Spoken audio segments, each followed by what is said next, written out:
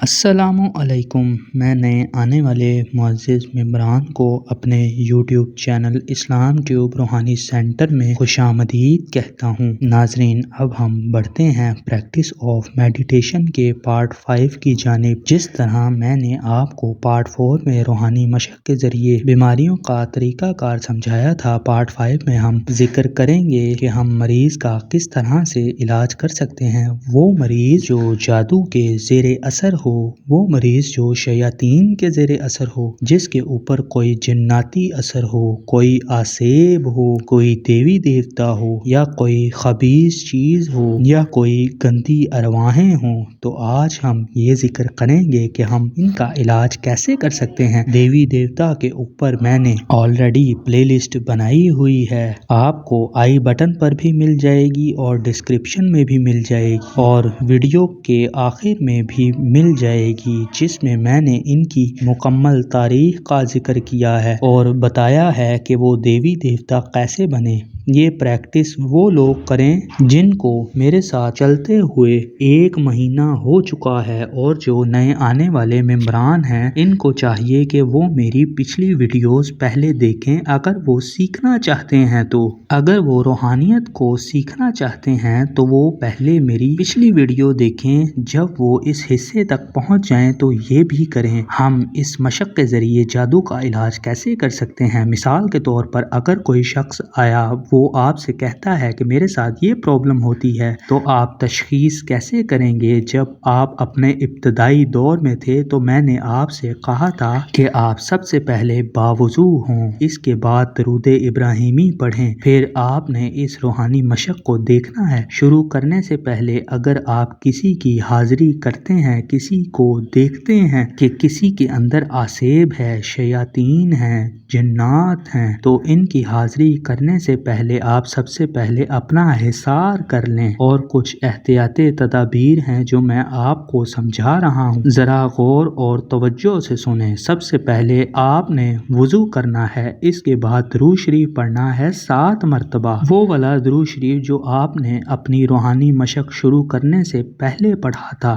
آپ نے درود شریف پڑھ کے 7 مرتبہ اپنے ہاتھوں اور چہرے پر پھیر لینا ہے۔ جو لوگ یہ کام کرنا چاہتے ہیں، جو لوگ حاضریاں کرنا چاہتے ہیں، جو لوگ اس کی ڈیپ میں جانا چاہتے ہیں اور مزید توجہ کے ساتھ اس چیز کو سیکھنا چاہتے ہیں اور ان چیزوں کو باقاعدہ دیکھنا چاہتے ہیں، تو ان لوگوں کے لیے احتیاط کرنا بہت ضروری ہے تاکہ وہ چیزیں ان کو نقصان نہ پہنچائیں۔ جو عامل یہ کام کر رہا ہے، یعنی جو شخص یہ کام کر رہا ہے، ہم نے سب سے پہلے اپنے آپ کو سیف اینڈ سیکیور کرنا ہے، اس کے بعد یہ کام کرنا ہے۔ اس کی مثال بالکل ایسے ہی ہے جیسے آپ کسی جنگ یا جہاد پر جا رہے ہیں تو آپ کو ڈھال اور تلوار لے کر جانا بہت ضروری ہوتا ہے۔ اسی طریقے سے جب آپ پیشنٹ کے پاس جاتے ہیں تو بھی آپ خالی ہاتھ نہیں جائیں، آپ کو بھی ڈھال اور تلوار کی ضرورت لازمی پڑے گی۔ اب وہ تلوار اور ڈھال کیا ہے؟ جو لوگ یہ کام کرنا چاہتے ہیں وہ لوگ کچھ پرہیز کریں گے، کچھ احتیاط کریں گے۔ جو لوگ حاضری کرنا چاہتے ہیں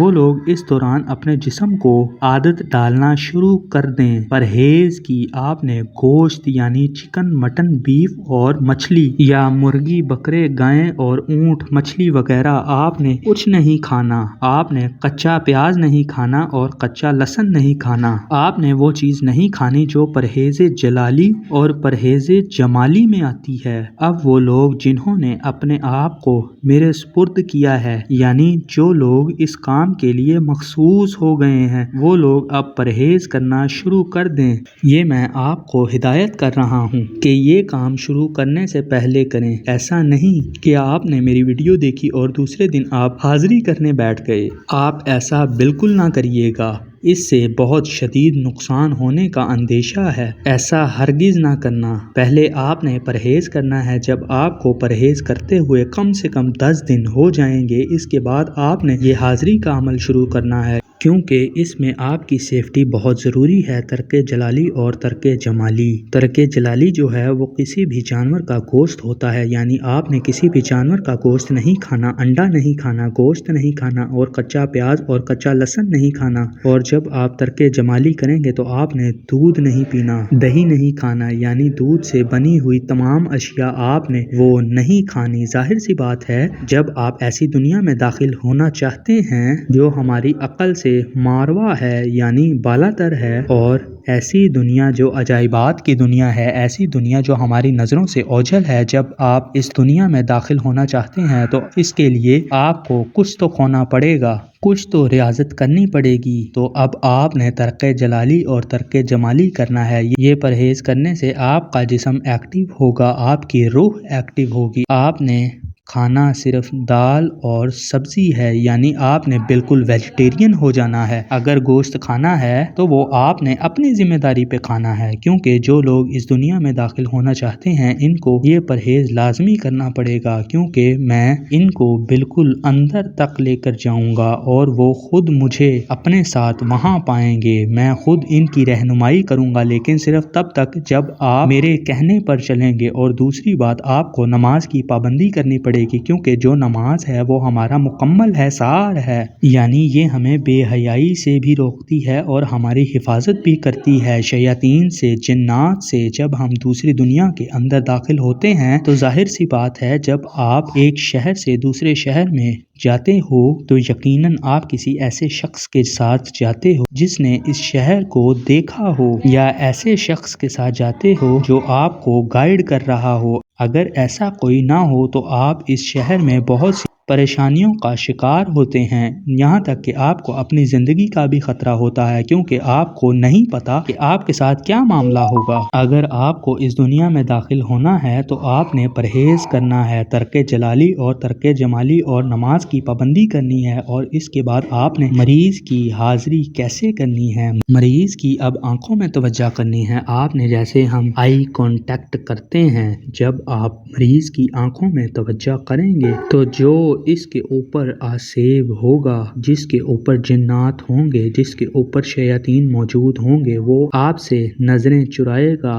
تو اگر وہ آپ سے آئی کانٹیکٹ نہیں کر رہا تو آپ اس کی آنکھوں کے درمیان دیکھنا شروع کر دیں، اور جب آپ کو دیکھے تو آپ بھی اس کی نظروں میں دیکھیں، اور اس کو ایسے ہی دیکھیں گے جیسے آپ روحانی مشق میں ٹوٹ کو دیکھ رہے تھے۔ جب آپ آئی کانٹیکٹ کریں گے اس سے تو اگر آپ کو اسمیل آنی شروع ہو تو سمجھیں اس کے اوپر کچھ ہے۔ اگر آپ کو ایسی بدبو آئے جیسے واش روم کی بدبو ہوتی ہے تو اس کا مطلب کہ اس کے اوپر شیطانی جنات ہیں اور یہ اس کی علامت ہے۔ اور اگر کسی کے اوپر آسیب نہیں ہے، اگر آپ کو گوشت کی اسمیل آنی شروع ہو، جیسے گوشت خراب ہو جاتا ہے، گوشت سے بدبو آنے لگ جاتی ہے، تو اس کا مطلب یہ ہوگا کہ اس کے اوپر جادو کے اثرات ہیں۔ آپ کو باقاعدہ بدبو آئے گی، آپ محسوس کریں گے، آپ اس کو سونگیں گے۔ ابتدائی دور میں آپ کو یہ فیل ہوگا جب آپ کو مچھلی کی اسمیل آتی ہے، جیسے مچھلی خراب ہو جاتی ہے، تو اس بدبو کا مطلب آپ کو بالکل ویسے ہی محسوس ہوگا جیسے کوئی مچھلی خراب ہو جاتی ہے، سڑ جاتی ہے۔ اس کا مطلب یہ ہوگا کہ اس کے اوپر سفلی جادو ہے، یعنی اگھور۔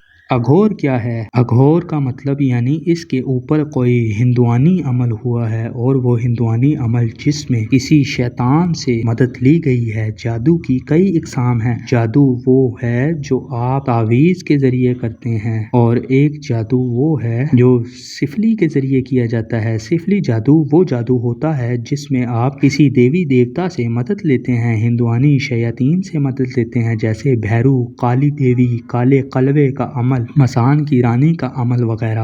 اس میں جو سب سے زیادہ پاورفل عمل ہوتا ہے کالی دیوی کا ہوتا ہے۔ اسے جہاں ہندو اپنی چتاؤں کو جلاتے ہیں، یہ وہاں سب سے زیادہ کیا جاتا ہے۔ میں اس عمل کا بھی طریقہ کار سمجھاؤں گا۔ اگر کسی پہ کوئی چوکی لگائی جائے تو اس کا بھی طریقہ کار سمجھاؤں گا، جیسے شیخ سدو کا عمل ہے، اس کی میں نے ویڈیو اپلوڈ کی ہوئی ہے، آپ وہ بھی دیکھ سکتے ہیں۔ یہ بھی ہندو میں بہت مشہور عمل ہے اور ہندو اس پر بہت ریاضت کرتے ہیں۔ ابھی صرف اور صرف توجہ کے ذریعے بتا رہا ہوں کہ جادو کن کن طریقوں سے کیا جاتا ہے۔ جتنی گندی چیزوں سے جادو किया जाएगा, इस जादू का असर इतना ही तेजी से इसके ऊपर होगा। जब आप तशखीस करेंगे और जब आपको स्मेल आएगी, जब मछली की बदबू आएगी, तो इसका मतलब इस मरीज पर कोई हिंदुआनी अमल किया गया है। जैसे हिंदू में गोरिया सती का अमल है, इसके बारे में कहा जाता है कि ये 1,25,000 सूअर के बीच में बैठ कर आता है। जब इसकी हाजिरी होती है और इसकी हाजिरी करने के लिए कम से कम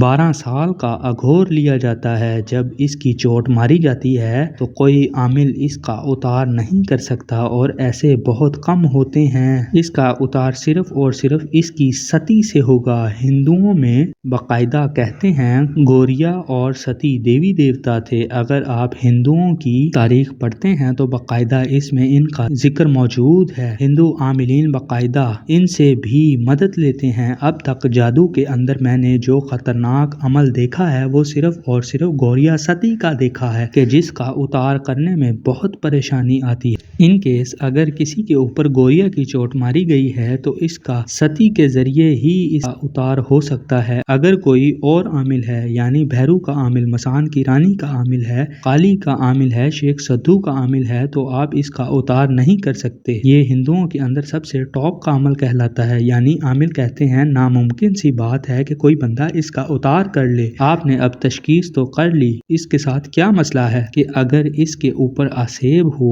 तो आपने इसकी आंखों पर तवज्जो करनी है। तो जो इसकी तमाम हरकतें होंगी वो बदलने लग जाएंगी, इसकी कैफियत बदलने लग जाएगी। जब इसकी कैफियत बदलेगी आपने इसका हाथ पकड़ लेना है, यानी दाहिना हाथ पकड़ लेना है, और जब आप पकड़ लेंगे तो तब वो आपसे बात करना शुरू करेगा। अगर कोई मर्द है तो इसका सीधा हाथ पकड़ लें, और औरत है या लड़की है या छोटी बच्ची है तो आपने अपने हाथ में रुमाल रखना है और इस औरत के हाथ पे इस रुमाल को रखकर रुमाल को पकड़ना है। पकड़ने के बाद आपका इससे गुफ्तगू का आगाज होगा। आपने आई कांटेक्ट लाजमी रखना है। जब आपकी पलक झपकने लगेगी तो आपने आंखें बंद कर लेनी है। जब आपको लगे कि आपकी पलक झपकने लगी है, अब बर्दाश्त नहीं हो रहा, तो आपने अपने नाक के जरिए सांस खींचना है और अपने अंदर रोक के रखना है और मुंह के जरिए निकाल के आंखें बंद कर लेंगे। जब आप आंखें बंद करेंगे तो वो आसेब जो इसके अंदर मौजूद होगा वो फिर आप पर जाहिर होना शुरू हो जाएगा। यानी जब आपकी आंखें बंद होंगी तो वो चीज आपको नजर आएगी, यानी जब आंखें बंद होंगी तो वो चीज आपके आगे खड़ी होगी। फिर आप इससे बात करेंगे।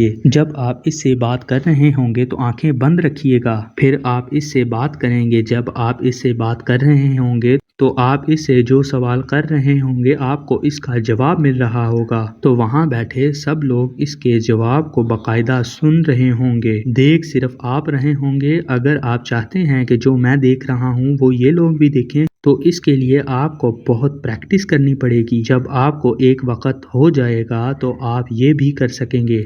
मुझे उम्मीद है कि यहाँ तक आपको समझ आ गया होगा। जब आप इससे बात कर लें तो इससे इसका नाम पूछेंगे तो वो आपको अपना नाम बताएगा। इसके बाप का नाम पूछेंगे तो वो आपको अपने बाप का नाम बताएगा। अगर जिन्नात है तो वो अपने कबाइल का नाम बताएगा, यानी कबीले का नाम बताएगा कि किस कबीले से इसका ताल्लुक है, और वो अपनी सल्तनत का नाम बताएगा। ये जहन में रखें कि अल्लाह ताला ने जिन्नात को 7 सल्तनतों में तकसीम किया है। अगर आप लिख सकते हैं तो इसको लिख लीजिएगा ताकि जब आप बात कर रहे हों तो आपको इसकी नॉलेज होनी चाहिए कि आप क्या बात कर रहे हैं, किस से बात कर रहे हैं। जो 7 सल्तनतें हैं वो है अबरसा, सबरसा, सारसा, साइसा, अखनूसा, खानसा बिन सासा। इन सल्तनतों में 3 गैर मज़ाहिब हैं और 4 मुसलमान हैं, यानी इनमें ईसाई भी हैं, दूसरे मज़ाहिब के भी जिन्नात हैं और इनमें मुसलमान भी हैं। इसमें शयातीनी जिन्नात भी हैं और इसमें जो सबसे ज़्यादा ख़तरनाक है वो साइसा और अखनूसा है। जब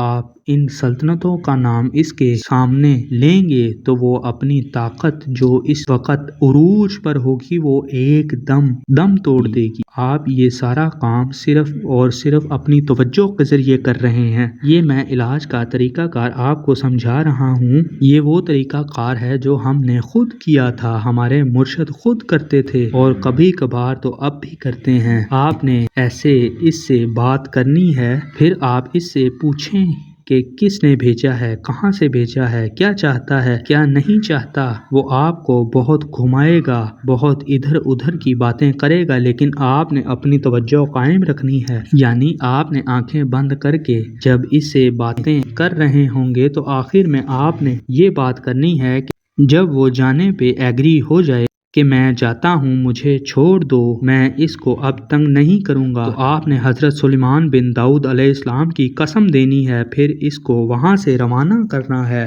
کچھ شیاطینی جنات ہوتے ہیں، وہ اس بات پہ ایگری نہیں ہوتے تو ان کو جلانا پڑتا ہے۔ اس کو جلائیں گے کیسے، میں اس کا طریقہ انشاءاللہ تعالی اگلے پارٹ میں بتاؤں گا۔ ابھی میں نے بات کرنے کا خاص طریقہ کار سمجھایا ہے اور اس کو بھیجنے کا طریقہ کار سمجھایا ہے تاکہ ہم اس کو کیسے نکالیں گے۔ یہ چیپٹر ہمارا ہو گیا کلوز۔ اب جو روحانی مشق کر رہے ہیں، جس مقصد کے لیے ہم نے کام شروع کیا تھا، وہ جو ہماری منزل ہے، ہم اس کی طرف لوٹتے ہیں۔ یہ تو وہ راستہ ہے جو ہمارے لیے شغل ہے، یعنی یہ ہماری منزل نہیں ہے، لیکن یہ ہمیں کرنا پڑتا ہے۔ اس لیے جب ہم اس رستے پر چلتے ہیں تو 10 مریض آتے ہیں، 10 پریشان لوگ آتے ہیں، 10 مصیبت زدہ لوگ آتے ہیں، تو ان کی مدد کرنا بھی ہم پر فرض ہے۔ اور آپ مجھ سے یہ وعدہ کریں گے کہ جس اخلاص کے ساتھ میں آپ کو سمجھا رہا ہوں تو آپ فی سبیل اللہ لوگوں کا علاج کریں گے، ان سے پیسوں کی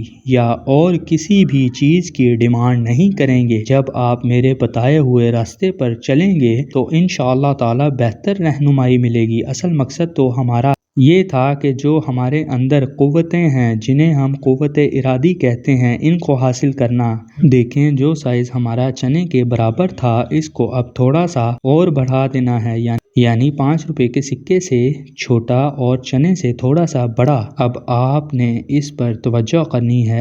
آج سے آپ نے ایک کام اور کرنا ہے کہ جب آپ اپنے بستر پر لیٹنے کے لیے جائیں گے تو آپ وضو کر کے لیٹیے گا۔ جب آپ وضو کر کے لیٹیں گے تو آپ نے درود شریف پڑھنا ہے اور لیٹ کے آپ کسی بھی چیز کو فوکس کر لیں، اور فوکس کرنے کے بعد آپ کے دماغ اس چیز کو ایکسیپٹ کرے گا اور وہ پیغام آپ کا لاشعوری کیفیت میں چلا جائے گا۔ جب وہ لاشعوری کیفیت میں چلا جائے گا، جب آپ سو جائیں گے، اس کے بعد جب صبح اٹھیں گے تو وہی چیز آپ کے اوپر پازیٹیو ریسز کی صورت میں آنا شروع ہو جائے گی۔ مثال کے طور پر آپ نے سوچا ہے کہ میں ایک کامیاب شخص ہوں اور جو مشق کر رہا ہوں اس میں کامیاب ہو جاؤں گا، مجھے اللہ کا قرب حاصل ہو جائے گا، میرے اندر یہ روحانیت پیدا ہو جائے گی، میں ماشاءاللہ بہت اچھا کر رہا ہوں اور میرے اندر روحانیت پیدا ہو رہی ہے اور میرے اندر ایسی کیفیتیں پیدا ہو رہی ہیں۔ آپ نے اپنے آپ سے یہ باتیں کرنی ہیں سونے سے پہلے اور ساری باتیں پازیٹیو کرنی ہیں۔ جو آپ چاہتے ہیں کہ اگر آپ کسی دنیاوی معاملات کی نیت کرتے ہیں تو آپ نے اس متعلق باتیں کرنی ہیں، اس کے بعد دعائیں پڑھنی ہیں جو آپ سونے سے پہلے پڑھتے ہیں، پھر آپ سو جائیں گے۔ مجھے امید ہے کہ آپ کو آج کی ویڈیو پسند آئی ہوگی، تو اس خوشی میں آپ کو بتاتا چلوں کہ میں آپ کو یہ بھی سمجھاؤں گا کہ جو شخص باہر ہے، یعنی لندن، کینیا، انڈیا، سعودی عرب، دبئی وغیرہ میں ہے، تو آپ روحانی مشق کے ذریعے اس کا علاج کیسے کریں گے، اور ہم انشاءاللہ اس کا ذکر اگلے پارٹ میں کریں گے۔ اور اس کے ساتھ ساتھ آپ سے اجازت چاہوں گا، ویڈیو کو لائک کریے گا اور چینل کو سبسکرائب کر لیں تاکہ آپ کو اگلی آنے والی ویڈیو کا نوٹیفیکیشن آسانی سے مل سکے۔ ملتے ہیں اگلی ویڈیو میں، تب تک کے لیے اللہ حافظ۔